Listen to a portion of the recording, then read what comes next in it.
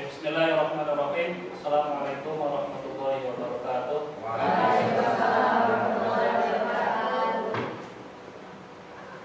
Sebelum kita mulai pembelajaran hari ini, mari sama-sama kita berdoa.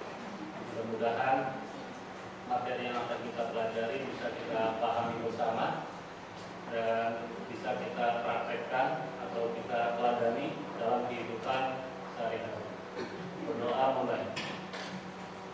Istidadan musaidatan du'aan raditu billahi rabba wa bil islami dina wa li Muhammadin nabiyya wa rasulah rabbi zidni ilman warzuqni fahman hamilan waj'alni minas sholihin rabbi shrah li sadri wa yassir li amri wahlul 'uqdatam min lisani yafqahu qawli. Allahumma arinal haqqa haqqan warzuqna tinabahu wa arinal batila batilan warzuqna tinabahu. Allahumma la sahla illa ma ja'altahu sahla wa anta taj'alul hasna idza syi'ta sahla. Sifatul muslim al-asyar salimul aqidah sahihul ibadah mahinul khuluqi musaffaqul fikri qawiyul ismi qadirun alal kasbi mujahidun lihawahu harisun ala waqtihi munadzarun fi syu'unihi nafi'un li ghairihi. Salaman. Assalamualaikum warahmatullahi wabarakatuh. Waalaikumsalam. Bapak absen dulu ya. Ade, Alsa, Azra, Kalista, Davina, Elsa, Esal, Fadilillah, Farah, ya,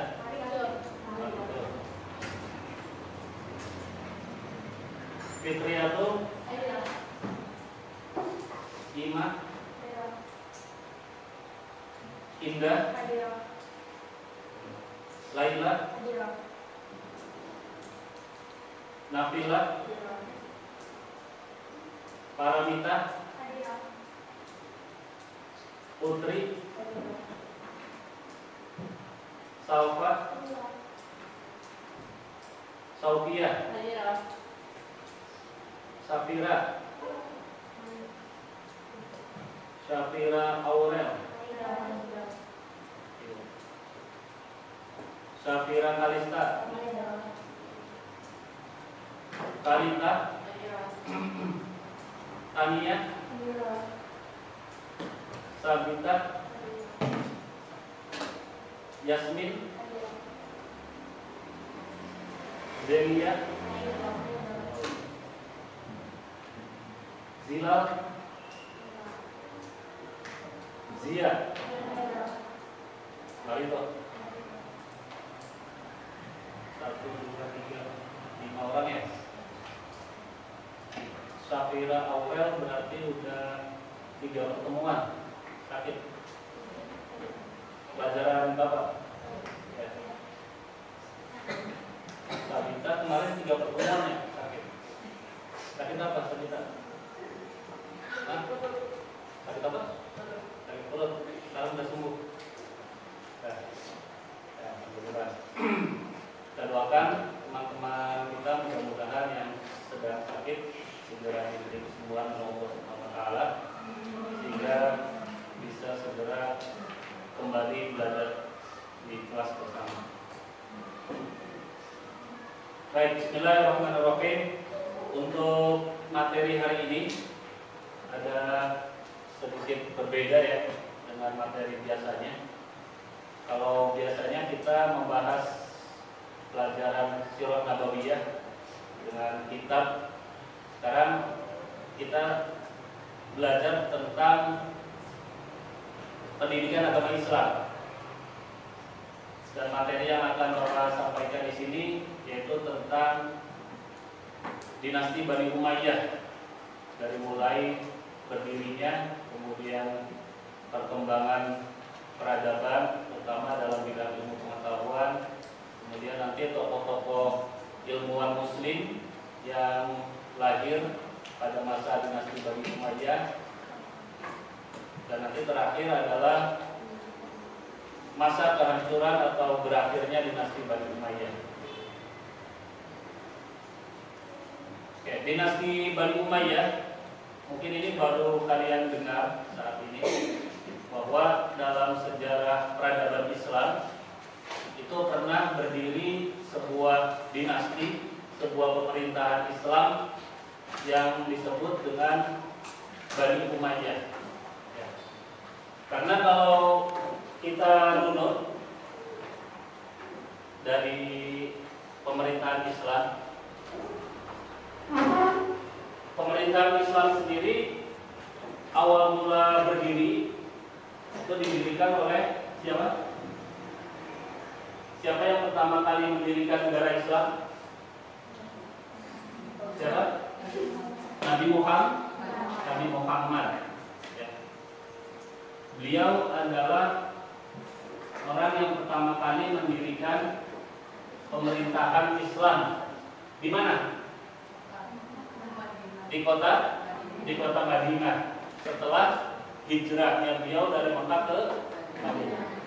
Karena kalau kalian ingat bahwa periode dakwah Nabi Muhammad itu kan terbagi menjadi dua periode, yaitu periode apa? Periode Mekah dan periode Madinah. Periode Mekah berlangsung berapa lama?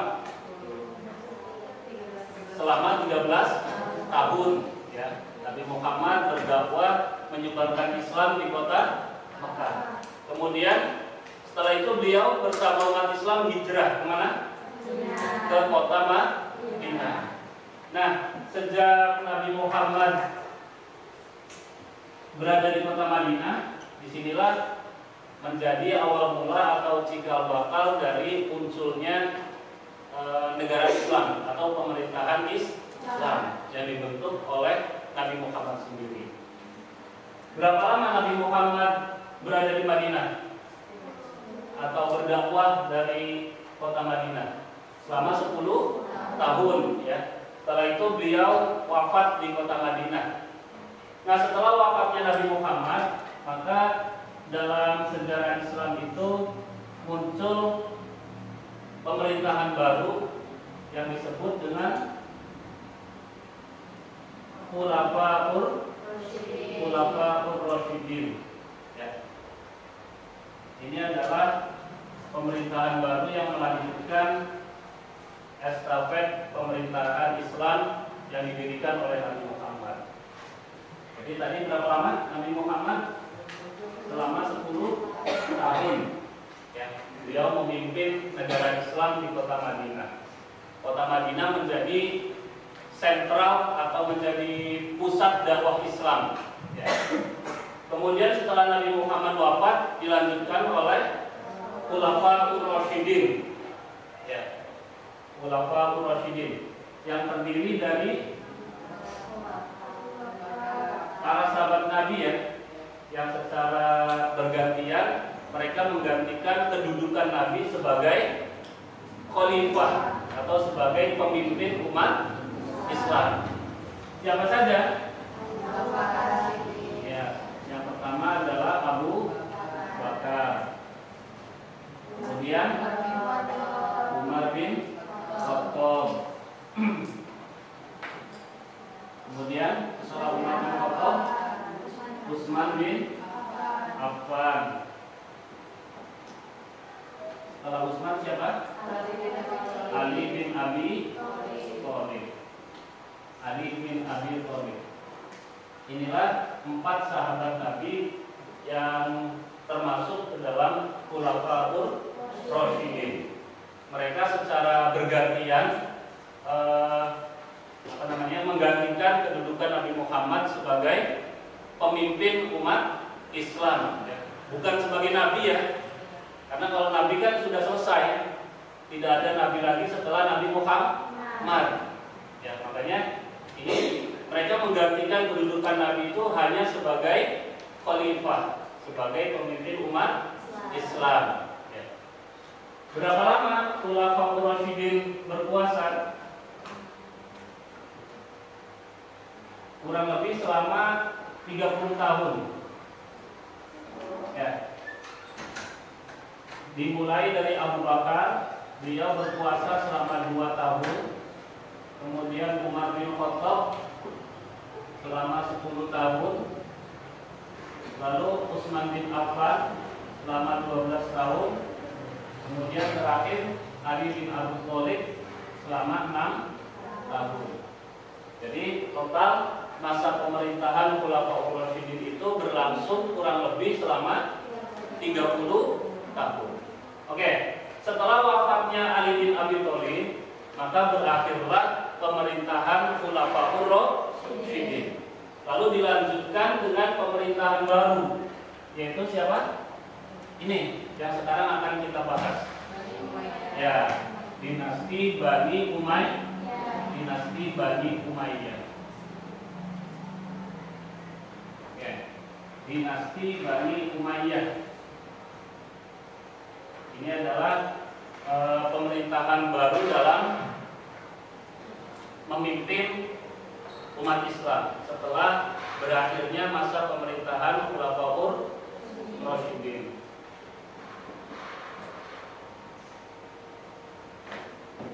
Nah, ini sejarah pertumbuhan dinasti Bani Umayyah. Islam telah memiliki perhatian yang sangat besar terhadap ilmu pengetahuan sejak munculnya sejarah Islam. Ini kita bicara tentang sejarah pertumbuhan ilmu pengetahuan pada masa Bani Umayyah. Karena ilmu pengetahuan itu sesuatu yang sangat penting dalam ajaran Islam, ya. Sehingga ilmu pengetahuan itu berada dalam posisi yang sangat sentral, yang sangat pokok dalam sejarah Islam. Kalau kita ingat sejarah Nabi Muhammad, wahyu pertama yang diterima oleh Nabi Muhammad surat apa? Surat Al-Alaq, yang berbunyi bagaimana? Iqra bismi rabbikal ladzi khalaq. Iqra, bacalah. Ya. Dalam ayat itu kita diperintahkan oleh Allah untuk membaca. Ya, membaca dalam artian untuk mempelajari, bukan hanya membaca secara tekstual, tapi juga membaca secara kontekstual, ya, membaca alam di sekitar kita, kemudian membaca hal-hal lain yang bisa mendatangkan kemanfaatan ilmiah untuk kita. Nah, jadi di sini akan dibahas mengenai sejarah perkembangan ilmu pengetahuan pada masa dinasti Bani Umayyah. Sebelum ke materi tersebut, akan dijelaskan mengenai sejarah berdirinya dulu. Ya. Kenapa dinasti ini dinamakan dinasti Umayyah? Penamaan dinasti Bani Umayyah ini dinisbatkan dari atau kepada salah seorang sahabat yang bernama Umayyah bin Abdus Syam bin Abdul Manaf, ya, salah satu tokoh penting dari kalangan kaum Quraisy. Jadi penamaan Bani Umayyah karena para khalifah atau para pemimpin dari dinasti ini merupakan keturunan dari Umayyah bin Abdus Syam, ya, merupakan keturunan atau anak cucu dari Umayyah bin Abdus Syam. Dinasti Bani Umayyah didirikan pada tahun 41 Hijriah. pada tahun 41 Hijriah atau bertepatan dengan tahun berapa? 661 Masehi. Di mana? Di Damaskus. Ya, Damaskus itu di mana? Kalau sekarang Damaskus itu di mana? Di Suriah ya. Di Suriah, ibu kota Suriah itu Damaskus. Nah dulu Damaskus itu merupakan pusat pemerintahan dinasti Umayyah ya, menjadi ibu kota Islam pada masa dinasti Bani Umayyah. Awal mula berdirinya dinasti ini tidak terlepas dari Hasan bin Ali yang merupakan pewaris dari kepemimpinan Ali bin Abi Thalib. Jadi sebenarnya ketika Ali bin Abi Thalib wafat, umat Islam itu lebih condong memilih putra beliau yang bernama siapa? Hasan bin Ali sebagai khalifah untuk melanjutkan ayahnya. Tetapi di sini konflik politik terjadi. Ya. Muawiyah bin Abu Sufyan dia tidak mau berbaiat atau tidak mau mengakui kekhalifahan Hasan bin Ali, sehingga Hasan bin Ali pun dengan sukarela beliau menyerahkan kekhalifahannya kepada Muawiyah bin Abu Sufyan dalam sebuah peristiwa yang disebut dengan Amul Jamaah ya. Artinya apa? Tabur persatuan. Jadi Hasan bin Ali beliau lebih mementingkan persatuan umat Islam daripada perselisihan, sehingga dengan sukarela beliau bersedia untuk menyerahkan kekhalifahannya kepada Muawiyah bin Abu Sufyan ya. Dinasti Bani Umayyah berkuasa selama kurang lebih 90 tahun ya. Kurang lebih berkuasa 90 tahun. Dari mulai tahun 41 Hijriah sampai tahun 132 Hijriah. Tahun 661 Masehi sampai 750 Masehi. Oke. Muawiyah bin Abu Sufyan dia menjadi khalifah bukan karena kemenangan diplomasinya dalam perang Siffin. Jadi pada masa akhir kepemimpinan Ali ini terjadi sebuah peperangan, perang saudara antar sesama umat Islam yang disebut dengan perang Siffin ya. Karena adanya konflik politik antara Ali bin Abi Thalib dengan Muawiyah bin Abu Sufyan. Tetapi keberhasilan dia memimpin umat Islam dan mendirikan dinasti Bani Umayyah ini disebabkan beberapa faktor. Yang pertama adanya dukungan yang kuat dari rakyat Suriah dan tentunya dari keluarga dia sendiri, yaitu Bani Umayyah. Yang kedua, Muawiyah adalah sosok seseorang yang sangat bijaksana, yang terkenal bijaksana dalam karir dia sebagai seorang gubernur ya. Jadi sebelum mendirikan dinasti ini, karir politik seorang Muawiyah adalah pernah menjadi gubernur. Kemudian Muawiyah memiliki kemampuan yang menonjol sebagai seorang negarawan. Jadi pengalaman dia dalam dunia politik pemerintahan itu menjadikan dia sebagai seorang negarawan sejati. Dan itu menjadi modal bagi Muawiyah bin Abu Sufyan dalam mendirikan dinasti Bani Umayyah. Oke, kalau sebelumnya Khulafaur Rasyidin dipimpin oleh 4 khalifah. Kalau dinasti Bani Umayyah dipimpin oleh berapa khalifah? Ada 14 khalifah, ya kan? Jadi selama kurun waktu 90 tahun itu ada 14 khalifah yang secara turun-temurun menjadi pemimpin umat Islam, menjadi pemimpin dari dinasti ini. Yang pertama adalah Muawiyah bin Abu Sufyan. Dia khalifah pertama sekaligus pendiri dinasti Bani Umayyah. Kalian bisa lihat Muawiyah ini berkuasa dari tahun 41 sampai tahun 60. Berarti kurang lebih 20 tahun ya. Kemudian setelah wafat dilanjutkan oleh putranya yang bernama Yazid bin Muawiyah. Setelah Yazid wafat diganti lagi putranya yang bernama siapa? Muawiyah bin Yazid. Jadi turun-temurun itu yang menjadi ciri khas dalam sebuah pemerintahan dinasti ya. Mereka menganut apa? Menganut sistem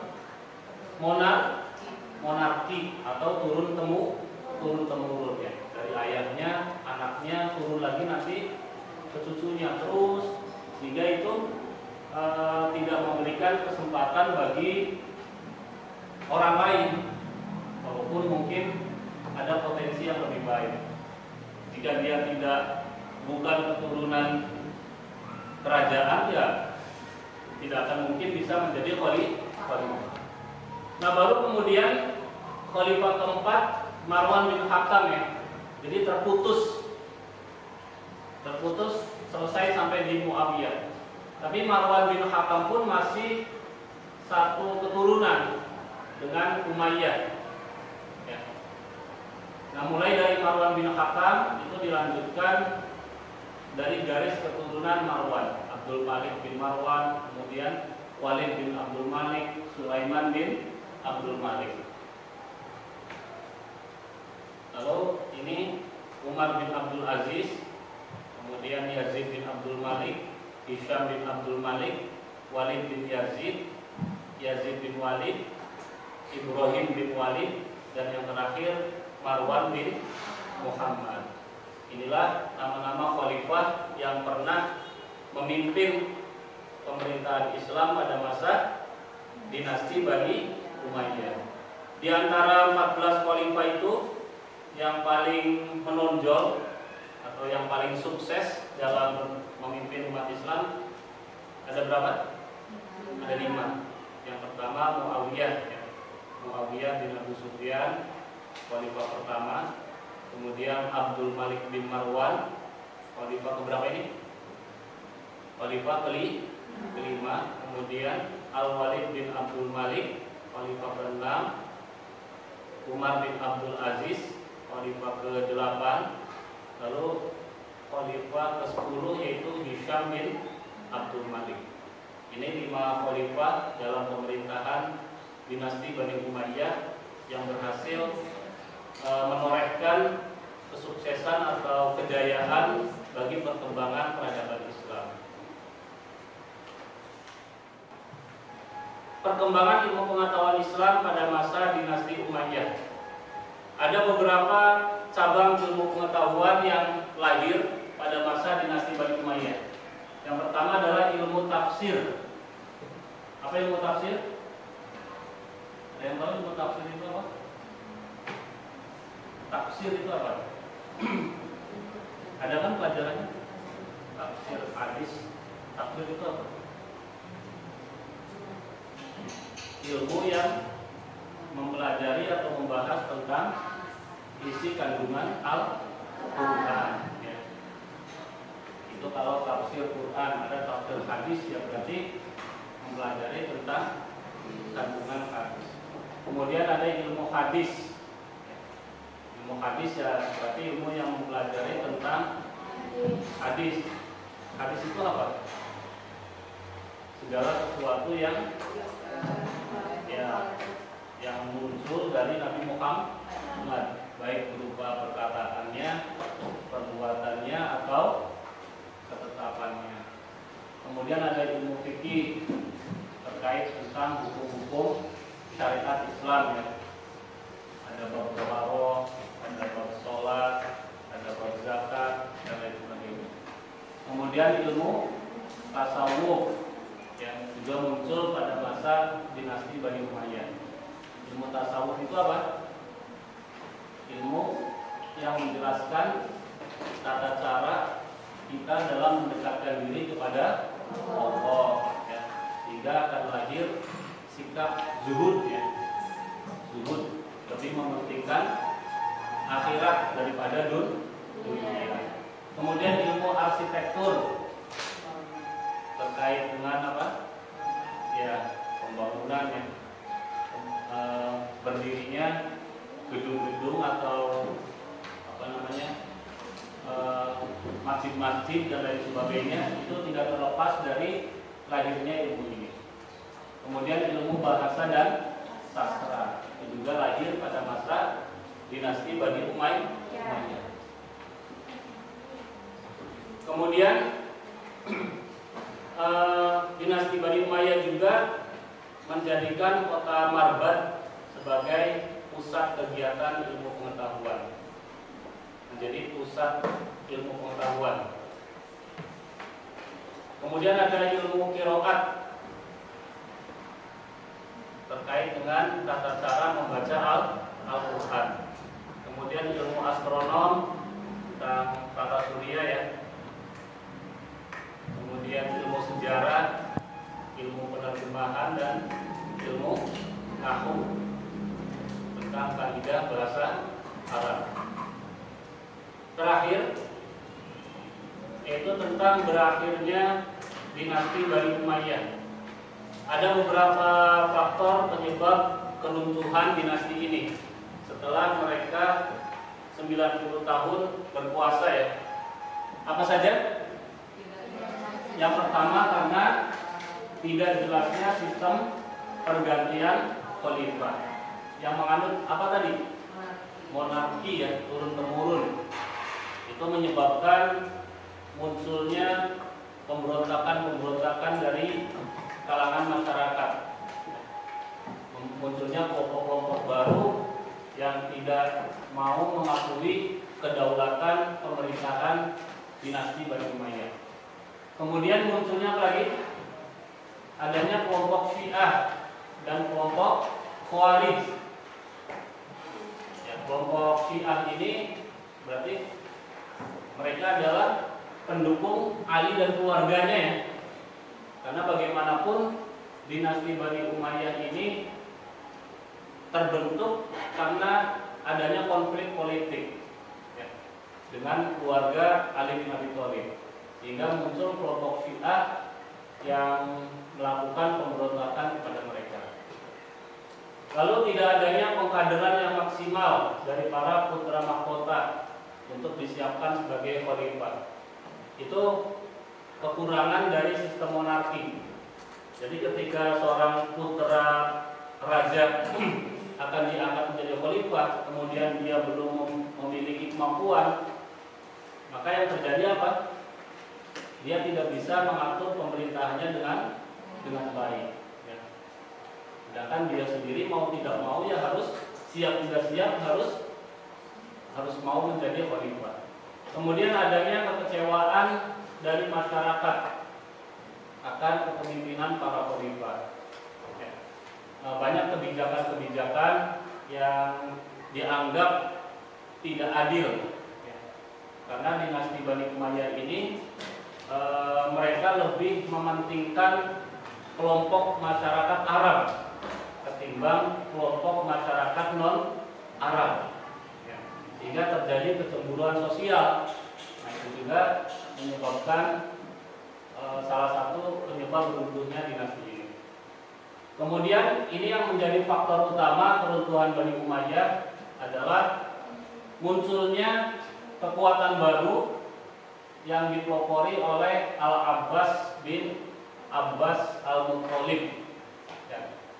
Yang kemudian nanti kelompok inilah yang menjadi cikal bakal munculnya pemerintahan baru, pemerintahan Islam yang baru, yaitu dinasti Bani Abbasiyah. Ya. Ini kok ada daulat di Andalusia? Iya. Jadi pemerintahan Bani Umayyah ini kali muncul atau pertama kali berdiri memang di sini, di Damaskus ya, di Suriah. Tapi nanti ada pemerintahan dinasti Bani Umayyah cabang pemerintahan dinasti Bani Umayyah yang berada di mana? Di Andalusia atau Spanyol. Ya. Tapi dinasti Bani Umayyah yang di Andalusia ini dia berada di bawah kekuasaan dinasti Bani Abbasiyah. Ya. Jadi dia bukan sebuah pemerintahan tersendiri. Jadi walaupun namanya dinasti Bani Umayyah, tapi dia mengakui kekuasaan dinasti Bani Abbasiyah. Tapi dinasti ini yang di mana? Yang di Andalusia tidak terlalu disorot karena memang lebih para ahli sejarah lebih melihat dengan perkembangan pemerintahan Bani Abbasiyah. Ya, ada dinasti Bani Umayyah versi Damaskus seperti itu. Ada dinasti Bani Umayyah yang berkuasa di Andalusia Spanyol. Ada lagi?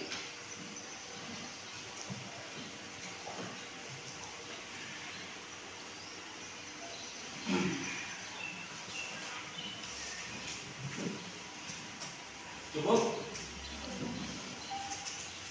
Kalau tidak ada pertanyaan, Bapak anggap cukup. Nanti kalian silakan pelajari lagi di asrama, baca-baca lagi materinya. Sekarang silakan kalian kerjakan tugas halaman 109. Ya. Kalian kerjakan tugas halaman 109 di buku saja ya Bapak. Jawabannya aja ya. Ya. Ya, enggak di buku tulis. Di buku tulis jawabannya aja.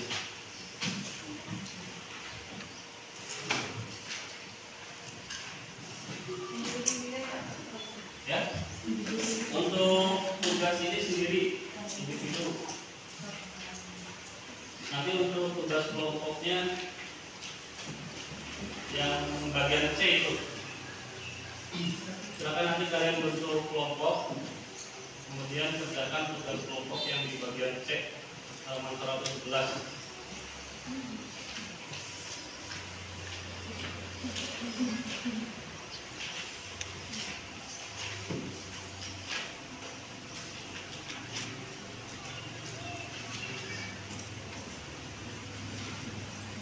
Bapak cukupkan pembelajaran hari ini. Silakan kalian kerjakan ya.